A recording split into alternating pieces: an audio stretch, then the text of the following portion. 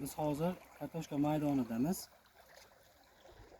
Ushbu loyiha Xalq banki hamkorligida Uyk tumani Guliston MFga 34-54-sonli kontur amalga oshirilmoqda.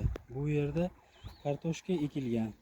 Maydon jami 10 gektardan iborat. Uzunligi 250 metrga 400 metrni tashkil etadi. Bu yerdagi ekinlar zamonaviy usullar bilan parvarishlanmoqda.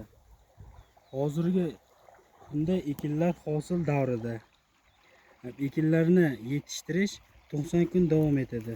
Yetishtirish jarayonida sug'oriladi, tabiiy va mineral o'g'itlar bilan oziqlantiriladi. Ushbu loyiha 40 ta dehqon xo'jaligiga biriktirilgan. Har bir dehqon xo'jaligi uchun o'rtacha 20 sotixdan yer maydoni to'g'ri keladi. Loyihani samarali amalga oshirish uchun lider tadbirkor Abdumalik fermer xo'jaligi biriktirilgan. Ushbu loyiha bo'yicha har bir gektar 45 tonna, jami 450 tonna hosil rejalashtirilgan.